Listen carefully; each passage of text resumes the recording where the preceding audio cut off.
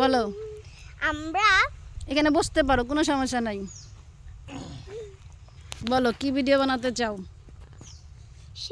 আমাদেরকে একটু উঠাইও, আমাকে আর মোহাম্মদ। ভিউয়ার্স, আমি আজকে দেখেন সরিষা ক্ষেতের সামনে বসে আছি মাটির মধ্যে। এটা হলো আলু গাছ, এই যে আলু আলু গাছ, অনেক কিছু গাছ আছে। তো এর ভিতর নিচে আলু ধরবে। যেখানে যাই হোমিওকে সাথে করে নিয়ে যাই, হোমিও নিয়ে যত কথাবার্তা। তো ওনাদেরকে নিয়ে আসা হয়েছিল, ওনারা আমার একটা ভিডিও বানিয়ে দিবে, ওনারা ক্যামেরা ধরবে, আমি বলবো, কিন্তু হলো না।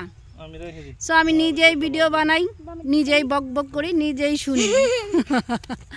সো আজকের ভিডিওটা হচ্ছে অ্যাজমা।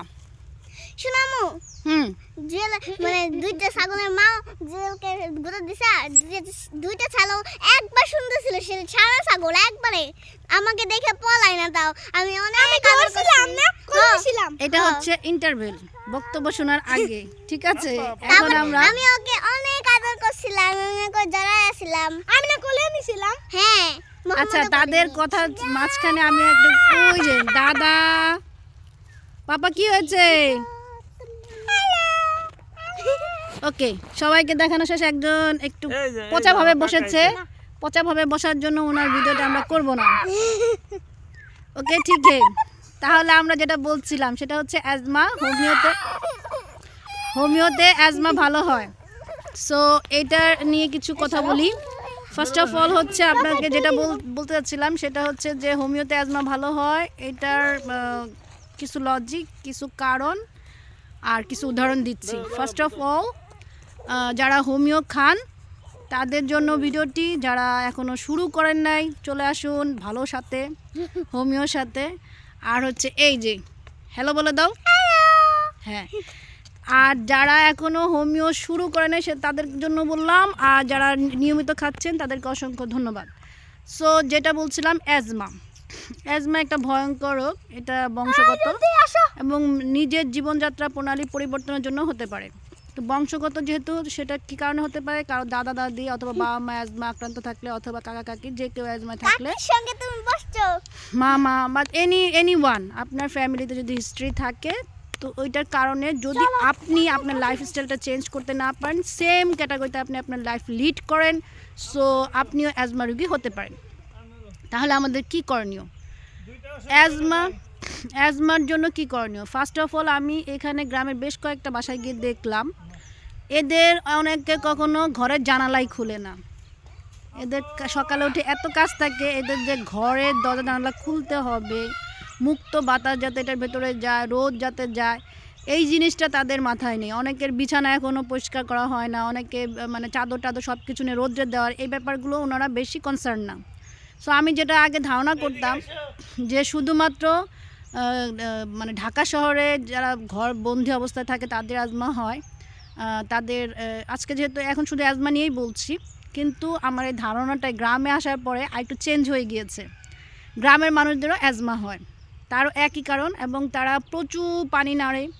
বেশি করে মহিলাদেরকে আমি দেখেছি, পুরুষরা আছেন প্রচুর পানি নাড়াচাড়া করতেছে, কিন্তু মানে নিজের প্রতি যত্নটা তারা করছেন না।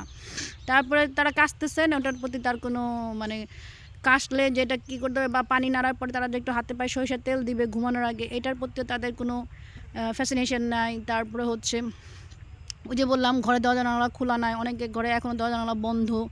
এখন অনেক সকাল না, এখন প্রায় 11টা বাজে। তারপরে আমি যে একটা ভিজিট আসলাম, সবার ঘরের মানে ভিডিও দেওয়াটা অনেকেই পছন্দ করেন না, সো তাদের ঘরে আমরা ভিডিওটা করিনি। বাট এটা হচ্ছে, আমি সবসময় জীবন থেকে নেওয়া কথাগুলো বলি, এটা সবাই জানে।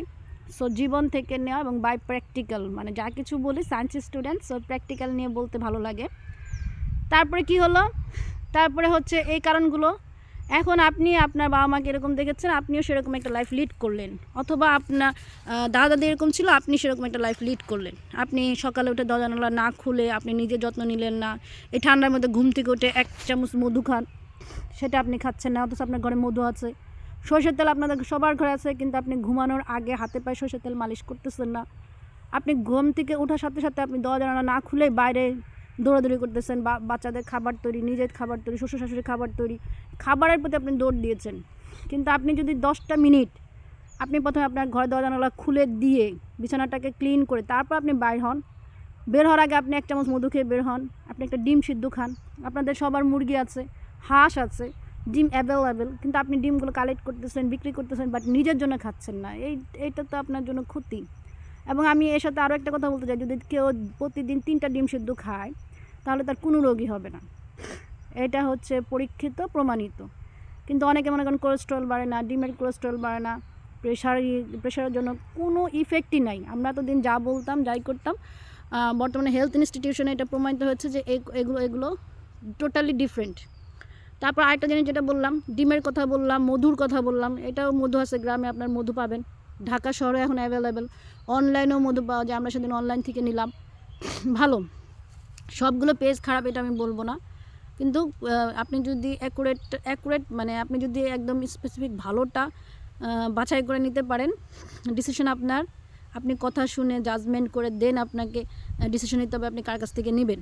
অ্যান্ড ফাইনালি যেটা বললাম সেটা হচ্ছে যে অ্যাজমা হোমিওতে ভালো হয়। এক্সাম্পল হচ্ছে আমার শাশুড়ি মা, ওনাকে আমি প্রতিদিন সকালে জাস্টেশিয়া এবং আর্সেনিক এই দুটো ওষুধকে প্রেফার করেছিলাম, এবং সাথে সাথে ব্রায়োনিয়া এবং অন্যান্য যত সিমটম ছিল, যেহেতু উনি ওনার ডায়াবেটিস প্রেশার আছে, সো ওনাকে আমি পাশাপাশি ডায়াবেটিসের জন্য হোমিও মানে বেশ কয়েকটা, সবগুলোর নাম বলবো না, বাট অ্যাজমার জন্য এই দুটো ওষুধ পারফেক্ট। আপনি বাসায় ট্রাই করতে পারেন। আপনি এটা আপনার যেহেতু বংশগত বলেছি, কিন্তু আপনি এটাকে প্রোটেক্ট করবেন দুটোভাবে। এক হচ্ছে আপনি আপনার লাইফস্টাইল চেঞ্জ করবেন, যদি আপনার ফ্যামিলিতে থাকে বা না থাকে, কারণ নতুন অনেক রোগী পাওয়া যাচ্ছে যাদের লাইফস্টাইলের জন্য অ্যাজমা আক্রান্ত হচ্ছে। সো লাইফস্টাইলটা হচ্ছে মেন। যে যাই বলুক, আমি লাইফস্টাইলটাকে বেশি প্রেফার করি, যে লাইফস্টাইল যদি আপনি চেঞ্জ করতে পারেন, you are the happy person in the world. Okay, so finally যেটা বলবো, অ্যাজমা রোগী যদি কেউ থাকেন আর যারা এই ভিডিওটা আমার দেখবেন, তারা আমাদেরকে নক করবেন। অবশ্যই আমি আপনাদেরকে অ্যাজমার জন্য যে ধরনের ট্রিটমেন্ট অ্যাভেলেবেল, এই যে দেখুন আরেকজন চলে এসেছে, দেখেছেন?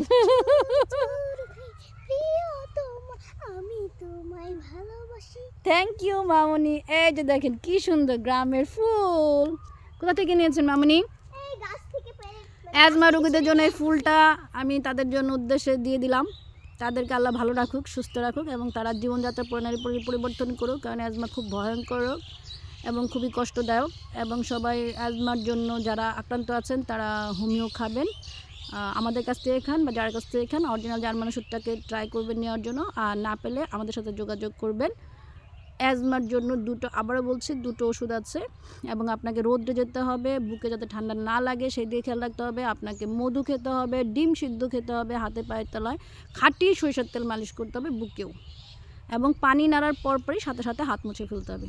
কোনোভাবে পানি যাতে আপনার শরীরে না থাকে, সেখানে যেভাবেই হোক, আপনি উজু করে হোক, আপনি গোসল করে হোক, আপনি নামাজ পড়ে হোক, আপনি রান্না বান্না করে হোক, অথবা আপনি ওয়াশরুমে যাওয়ার পরেই হোক, প্রত্যেকটা জায়গা শুকনো থাকতে হবে।